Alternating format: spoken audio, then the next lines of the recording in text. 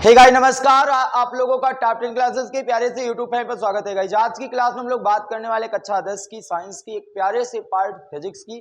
प्यारे बच्चों, हमने इससे पिछले वाले क्लास में उत्तल दर्पण द्वारा अवतल दर्पण द्वारा प्रतिबिंब बनाना सीखा था। आज की क्लास में हम लोग बात करेंगे प्यारे बच्चों फोकस दूरी और वक्रता त्रिज्या में संबंध।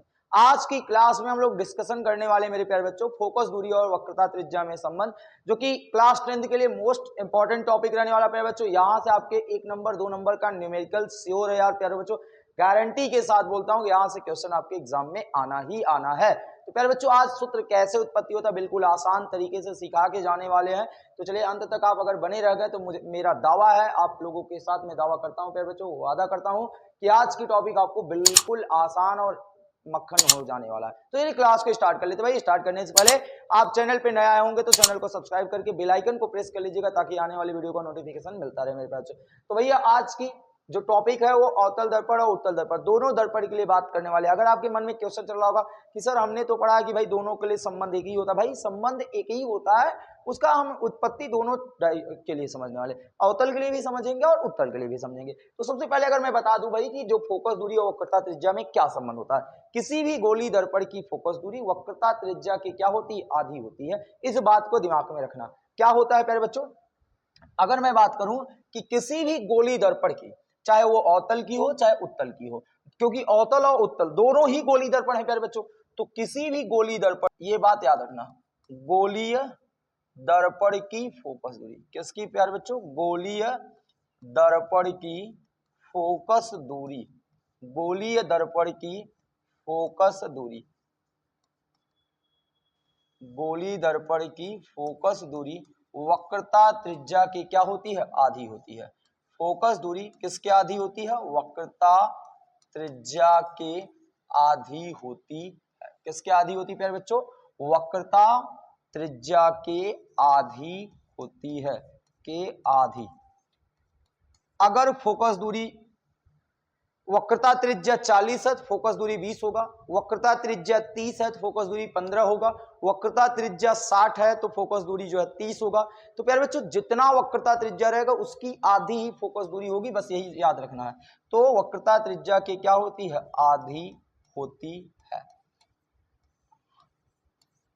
इसे हम कहते हैं, अगर सूत्र में लिखना चाहे प्यारे बच्चों तो क्या लिखा जा सकता है, हम लिख सकते हैं प्यारे बच्चों, फोकस दूरी, क्या, फोकस दूरी, फोकस दूरी बराबर हो जाएगा वक्रता त्रिज्या, क्या, वक्रता त्रिज्या बटे क्या हो जाएगा, 2 हो जाएगा। क्या हो जाएगा, वक्रता त्रिज्या बटे क्या हो जाएगा, 2। अब फोकस दूरी को प्यारे बच्चों एफ से दिखाते हैं, स्मॉल एफ से, वक्रता त्रिज्या को स्मॉल आर से बटे क्या हो गया, 2। तो जो संबंध आ गए फोकस दूरी और वक्रता त्रिज्या, वो संबंध ये आ गए, यह बराबर क्या होता है, आर बटे 2। जहां आर क्या है प्यारे बच्चों, वक्रता त्रिज्या है, और एफ क्या है, फोकस दूरी है। अब यहां से तो रिलेशन ये आ गई कि फोकस दूरी वक्रता त्रिज्या के आधी होती है।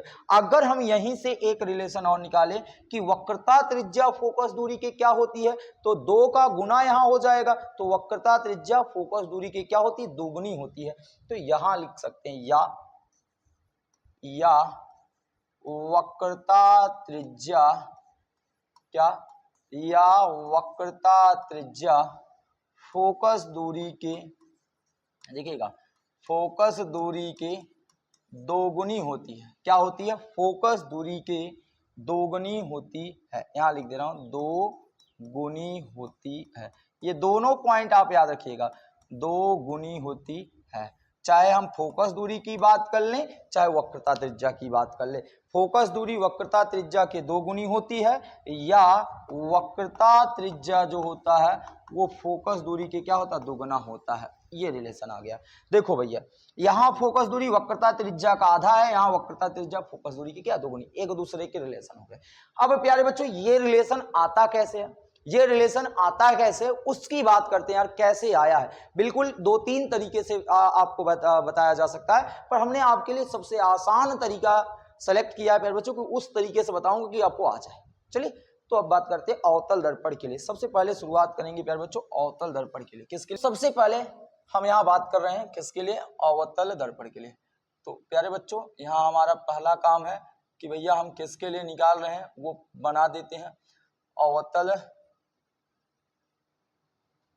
दर्पण के लिए, किसकी बात कर रहे हैं, अवतल दर्पण के लिए। तो सबसे पहले प्यारे बच्चों हमारा काम है अवतल दर्पण बनाना। क्या बनाना, अवतल दर्पण।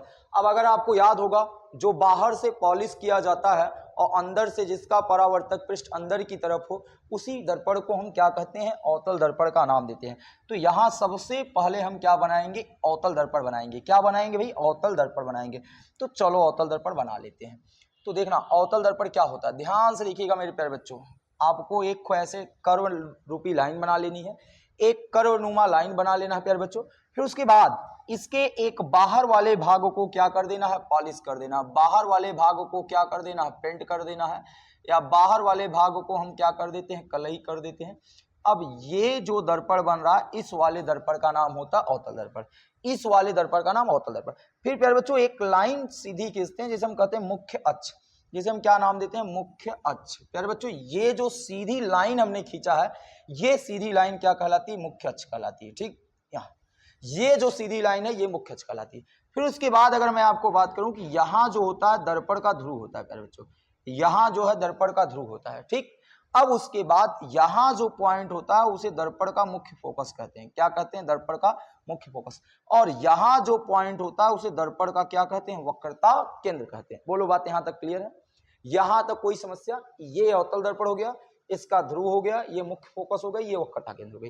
अब आपने एक को पढ़ा है, ये रूल। क्या रूल पढ़ा भाई, आपने एक रूल पढ़ा है कि यदि दर्पण पर ध्यान से देखना, यदि दर्पण पर मुख्य अक्ष के समांतर का, प्यारे बच्चों ध्यान से देखना, यदि दर्पण पर मुख्य अक्ष के समांतर कोई भी प्रकाश किरणें गिरती है, यदि दर्पण पर मुख्य अक्ष के समांतर कोई भी प्रकाश किरणें उस पर गिर रही हैं, तो दर्पण से टकराने के पश्चात मेरे प्यारे बच्चों वो कहां से होकर गुजरती हैं, मुख्य फोकस से होकर गुजरती हैं। वो दर्पण से टकराने के पश्चात कहां से होकर गुजरती हैं प्यारे बच्चों, मुख्य फोकस से होकर गुजरती। ये आपको ध्यान देना होगा।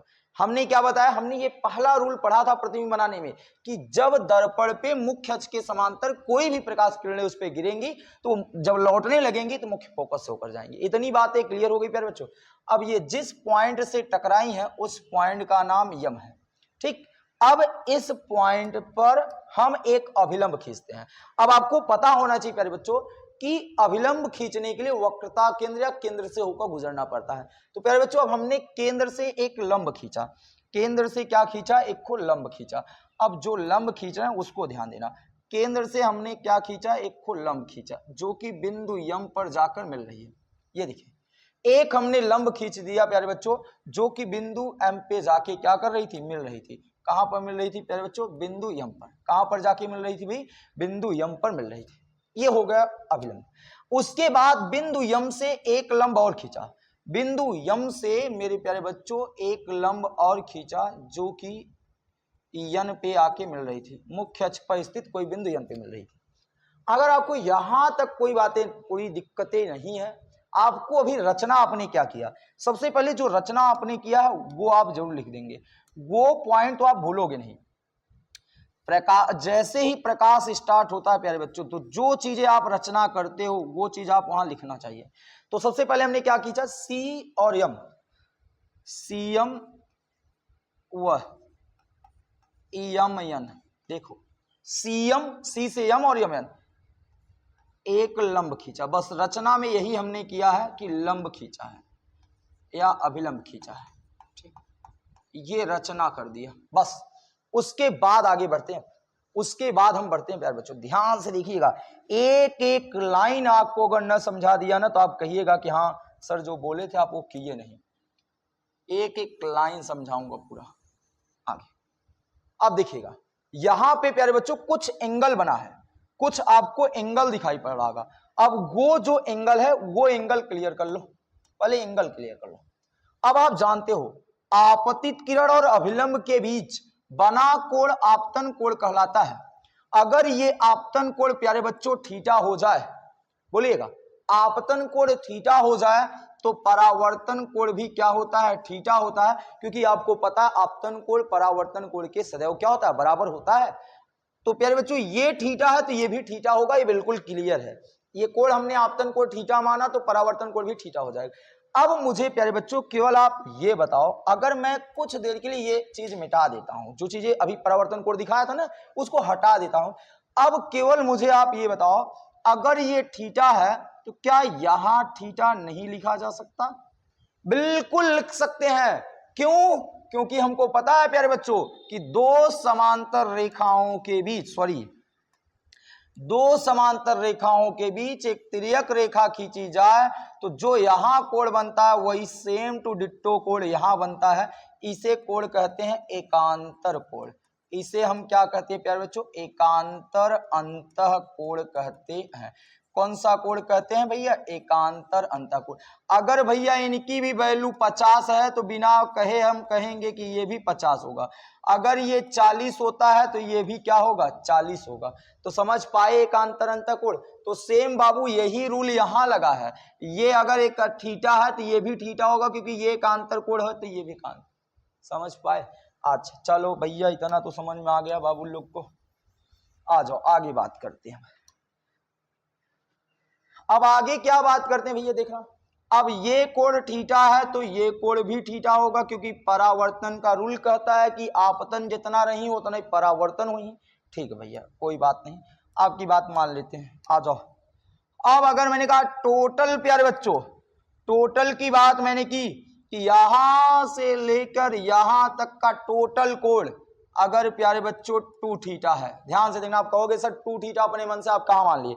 भाई साहब ये थीटा थीटा थीटा जोड़ के 2 थीटा हो गया।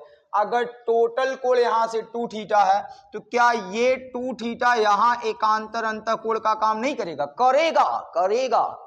अगर आपको इतना डायग्राम समझ में आ गया है तो अब आप हलवा कर लोगे डेरिवेशन को, बिल्कुल हलवा कर डालोगे। ये बातें आपको समझ में आई है या नहीं आई है? आगे बढ़े हम लोग, आगे की तरफ चले प्यारे बच्चों। अब देखना, अब आपको यहां पर 2 त्रिभुज दिखाई पड़ रहा होगा। एक त्रिभुज का नाम यम यन सी, एक त्रिभुज का नाम यम यन यफ, दिख रहा? तो सबसे पहले शुरुआत करेंगे मेरे प्यारे बच्चों त्रिभुज एम एन सी में, चाहे यम एन एफ ले लो चाहे जो ले लो। तो शुरुआत कर रहे हैं त्रिभुज यम यन सी में। अब आप देखना त्रिभुज एम एन सी में जो कोण बना है मेरे प्यारे बच्चों थीटा है। यम यन सी यही त्रिभुज है, जो कोण बना थीटा। थीटा का हम tan लेंगे प्यारे बच्चों। अब आपके मन में ये tan थीटा, अब tan थीटा बराबर होता है प्यारे बच्चों लंब बटे आधार। क्या होता है मेरे प्यारे बच्चों? लंब बटे आधार। अब जरा सा बोलो, अब जो त्रिभुज है उस त्रिभुज की लंब कौन है? तो कोण के सामने वाली भुजा लंब होती है, तो यहां लंब कौन है प्यारे बच्चों? mn है। कौन है? यम यन है। और आधार कौन है प्यारे बच्चों? आधार है ये वाली लाइन जिस पे लंब खड़ा हुआ है, तो cn। क्या है? cn है। तो यमयन बटे क्या आ गया? cn आ गए। प्यारे बच्चों यहां एक कंडीशन देंगे, ये कंडीशन आपको हमेशा के लिए याद रहे। यदि दर्पण अत्यंत क्या हो? सूक्ष्म हो। देखना थोड़ा सा हम लोग यदि और दर्पण एक ही में लिखने लगे थे। यदि दर्पण क्या हो? अत्यंत सूक्ष्म हो, अत्यंत छोटा हो। ध्यान से देखना, यदि दर्पण क्या हो? अत्यंत सूक्ष्म हो, छोटा हो, तब क्या होगा? अत्यंत सूक्ष्म हो। ध्यान से देखना मेरे प्यारे बच्चों, यदि दर्पण अत्यंत सूक्ष्म हो, छोटा हो, तो जो, अब बात जरा सा गौर से क्लियर करना, अगर दर्पण ये छोटा होगा तो ऐसे इसको द्वारक भी छोटा होगा तो जो यन होगा वो पी के पास में होगा ना यार। जो ये बीच की दूरी है वो कम हो जाएगी, दूरी कम हो जाएगी तो यन पी में मिल जाएगा ना। देखो भाई साहब, आप इसको छोटा करोगे तो ये यन वाला पी की तरफ भागेगा ना। तो यदि दर्पण अत्यंत सूक्ष्म हो तो जो यन है वो क्या हो जाता है प्यारे बच्चों? यन अप्रॉक्सीमेट पी में बदल जाता है, यन अप्रॉक्सीमेट पी हो जाता है।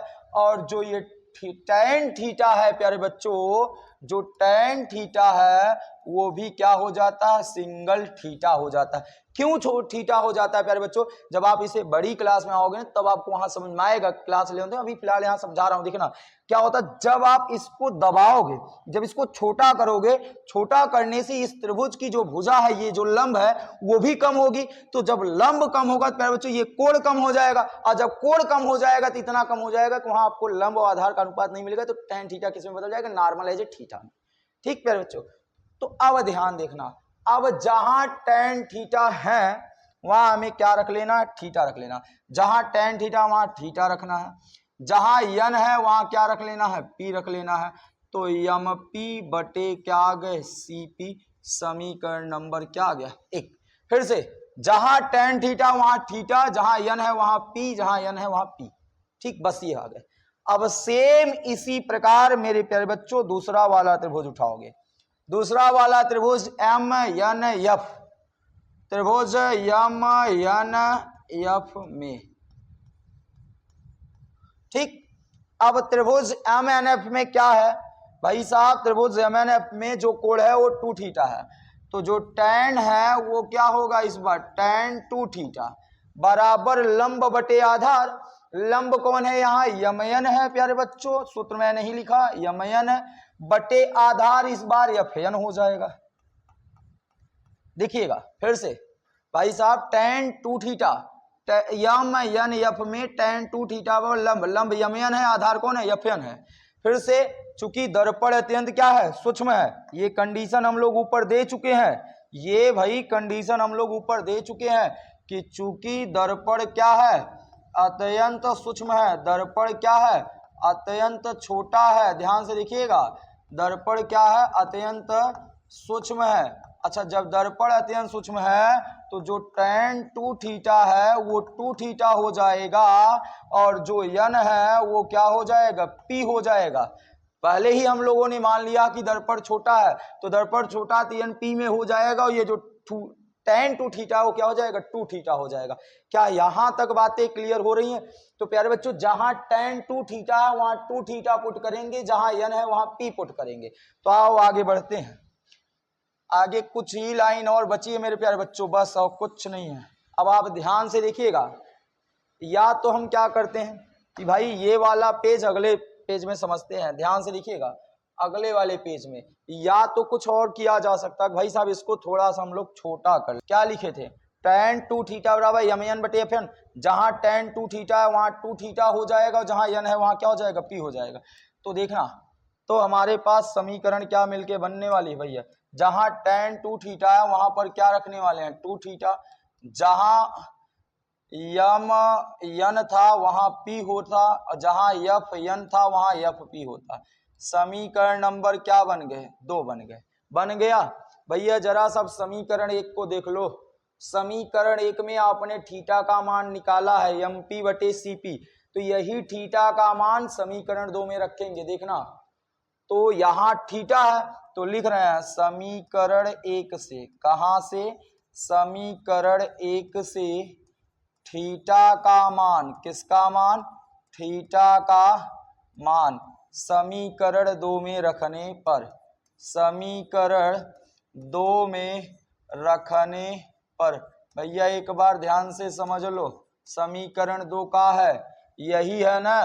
तो 2 थीटा, थीटा के स्थान पे mp बटे cp, क्योंकि आपने पढ़ा है कि थीटा का मान समीकरण 1 में mp बटे cp था, और इधरिया कौन बच गया भाई? mp बटे क्या आ गया? fp।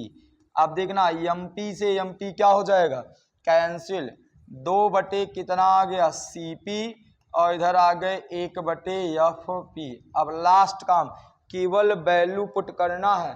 आ जाओ, आपने पढ़ा है वक्रता केंद्र और ध्रुव के बीच की दूरी वक्रता त्रिज्या कहलाती है। पढ़ा था नहीं पढ़ा था? अब याद आ रहा होगा, सर आपने बताया था सी और पी के बीच की दूरी आर कहलाती है, और एफ और पी के बीच की दूरी फोकस दूरी यानी एफ कहलाती। बोलो यहां तक बात क्लियर है? यहां तक बात क्लियर है या नहीं है? तो जहां CP है वहां R रख लेंगे, जहां FP है वहां क्या रख लेंगे? F रख लेंगे।